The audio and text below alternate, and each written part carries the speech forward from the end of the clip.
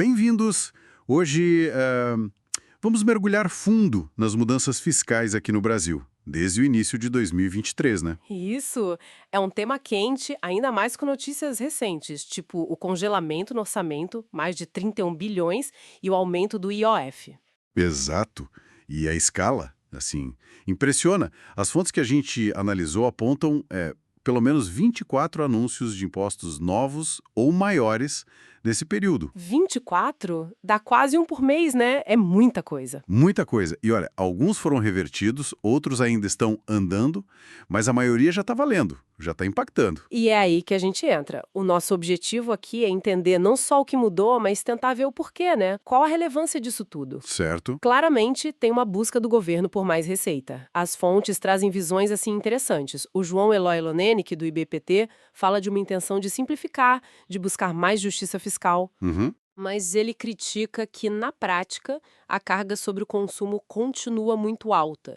Já o Luiz Garcia, lá do Tax Group, vê muitas medidas como, digamos, emergenciais. Para tapar buraco, né? Exato, para cobrir déficit.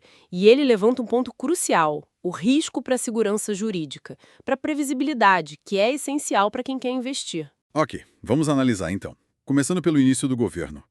Logo de cara, teve aquela reversão das alíquotas de PIS/COFINS sobre receita financeira, lembra? Lembro, sim. E logo depois, a volta da cobrança cheia de PIS, COFINS e CID sobre gasolina e etanol. Impacto rápido na arrecadação, né? Sem dúvida. Mexeu com combustível, mexeu com o bolso de muita gente e, claro, com as contas do governo.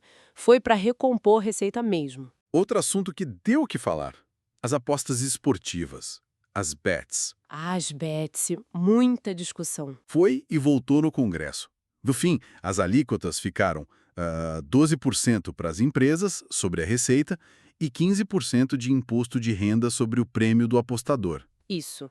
E teve o veto presidencial àquela isenção para prêmios mais baixos, né? O que também gerou debate. Mostra bem essa busca por novas fontes, né, em setores que estão crescendo. Exato. E mostra também a dinâmica política. O governo propõe uma coisa, mas o Congresso negocia, ajusta. Faz parte do jogo. E aqui a coisa fica bem interessante. A novela das comprinhas da China, do e-commerce internacional. Nossa, essa foi longa. Começou com a ideia de acabar com a isenção para tudo abaixo de $50.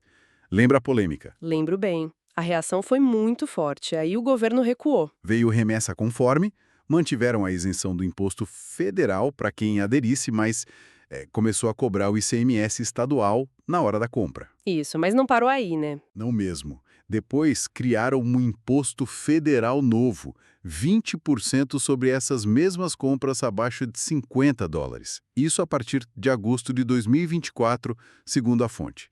Além do ICMS que já existia. É um quebra-cabeça, né? Tentar arrecadar mais, proteger o varejo nacional. Exatamente, sem pesar demais para o consumidor que busca preço lá fora. Exatamente. É um equilíbrio muito, muito difícil. E o Brasil tá, assim, buscando um caminho, mas com muitos ajustes no percurso. E teve mais coisa, né? A lista é grande. Sim, teve. Aumento do IPI sobre armas de fogo, por exemplo. Fim da isenção para importação de carro elétrico também. E a tributação de dinheiro lá fora, as offshores. E os fundos exclusivos, os comicotas. Aí o foco foi em rendimentos maiores, né? Em fortunas que talvez fossem menos tributadas antes.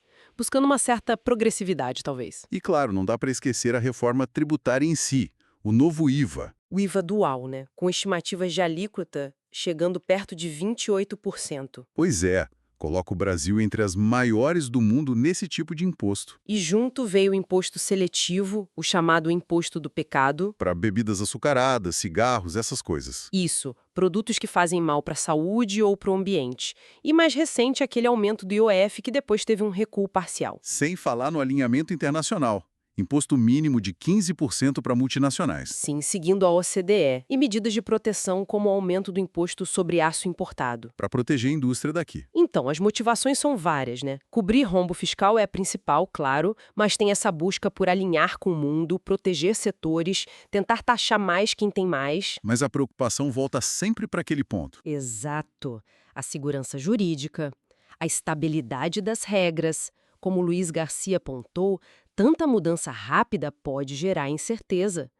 E não podemos esquecer que os estados também aproveitaram para aumentar o ICMS deles. Então, resumindo tudo isso, o que fica claro é a intensidade, né? E a variedade. Foram muitas frentes de mudança tributária em pouco tempo. Muitas mesmo. E a tensão central que as fontes mostram é essa.